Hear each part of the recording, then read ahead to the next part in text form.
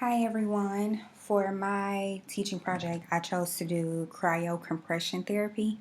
I'm a medical rehab nurse, and so we take care of a lot of joint recovery patients post-op, especially knees and hips, as well as some stroke patients. But for this presentation, I did focus on the orthopedic recovery side.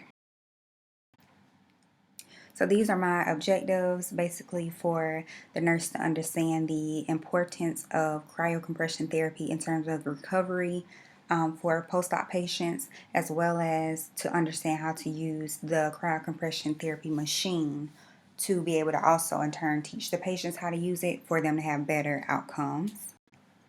And the goals are to improve pain management in our patients, to ensure staff competency again on using the machine, and to understand the benefit of the machines. So for starters, cryocompression therapy. So cryotherapy is pretty much just cold therapy. And cold therapy is used to alleviate pain. Research has also shown that cold therapy also has some anti-inflammatory effects in healthy people.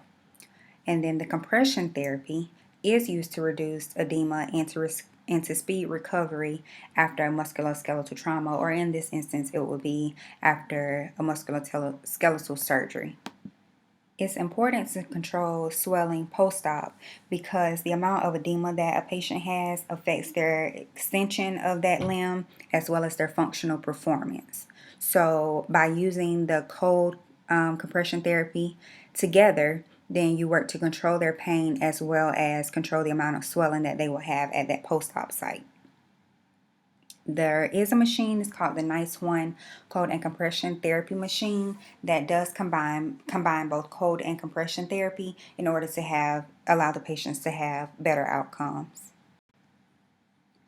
So the need for this project, for starters, the opioid crisis affects millions and millions of Americans, and the veteran population in particular has been greatly affected.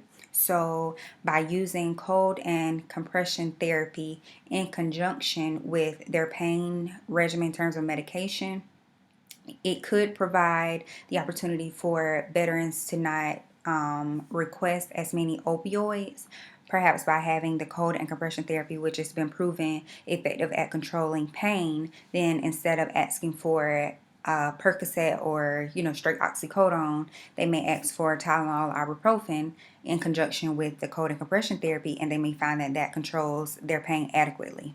In turn, the chances of misuse or abuse of those opioids and therefore addiction will be decreased by the veterans actually finding alternative pain therapy using the cold and compression therapy machine. It will also increase their functional independence, which is the goal before they leave our unit, because the pain, again, and swelling will be better under control. They will be able to perform better in physical therapy, and ultimately they will be able to gain their independence faster. They'll be able to do more of their activities of daily living independently before they're discharged, and therefore they will be able to care for themselves better upon their return home.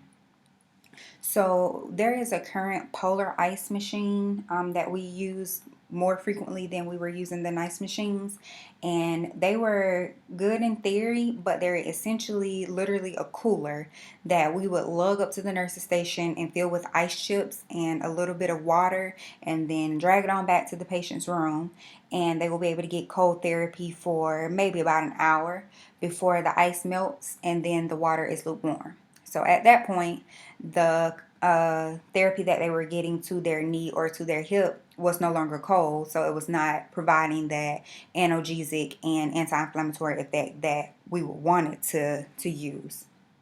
So the nice cold compression therapy machine is better than the current one because the patients nor the nurses, quite frankly, will have to worry about constantly keeping it filled with ice chips so that the machine is actually running cold therapy.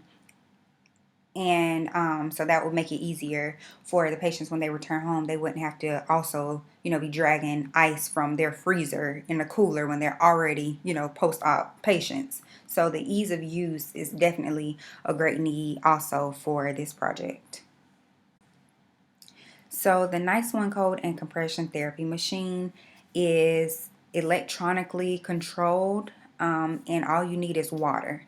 And with the machine, you plug it into the wall, you put the distilled water in there, and you can adjust the cold setting, you can adjust the compression setting, you can adjust how long it runs and how long you get a rest.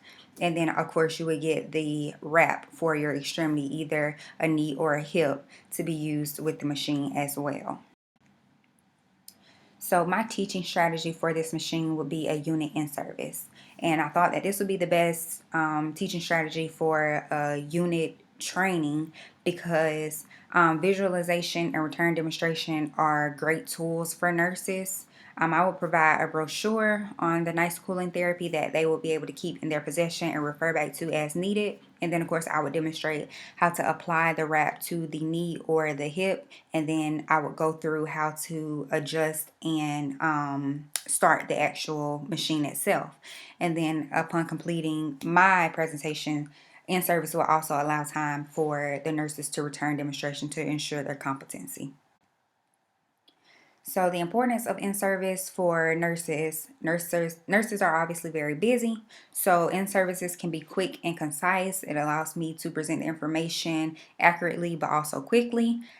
Being conscious of nurses' time, it would be great. I could do the in-service at 7 p.m. so that day shift is going off and night shift is coming on.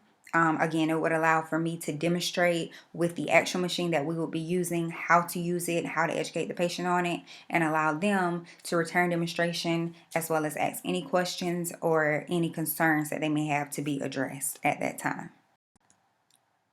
So this is a copy of the brochure that I would pass out to the nurses. So this screen here is what the machine would look like when you power it on, and you would just hit next.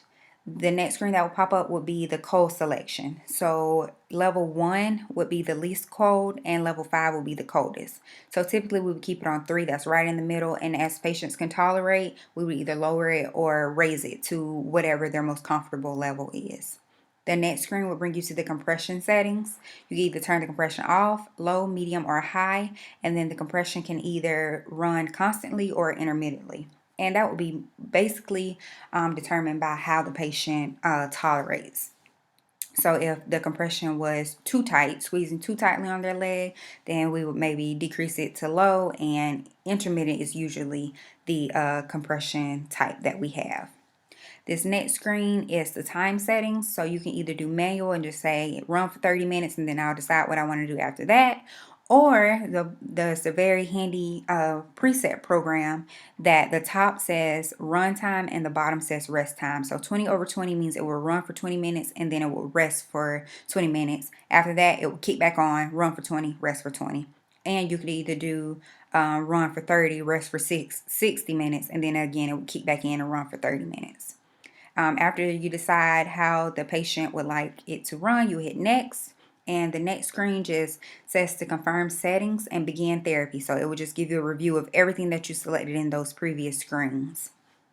Hit next, and then this is the screen that will pop up, and this is the screen that will stay on the Nice machine for the duration of therapy. Now, after 6.5 hours, this will completely stop and it will return to this screen. So either the nurse or the patient would just need to hit next, next, next, next, next to return to this screen again to restart the cycle. This is a video just demonstrating how I would show the nurses to put on the wrap and connect the hose before, again, completing the steps that was shown on the brochure in the previous slide. And this is the knee wrap, how you would apply the knee wrap and attach the hole before going through the settings on the actual machine, again, as referenced in the brochure. So in conclusion, the Nice One compression and cold therapy machine is effective for pain and swelling control. It is also easier for the patients to use as you do not constantly have to refill ice chips. It only uses distilled water and that is provided with the machine. And the patients will be allowed to take the device home for up to 1 to 2 months, at least at our hospital. They are allowed to keep their rental for about 1 to 2 months. And once they're done, they call our rep and he comes to their home and pick it up. So this would be a great resource for our patients. And these are the references.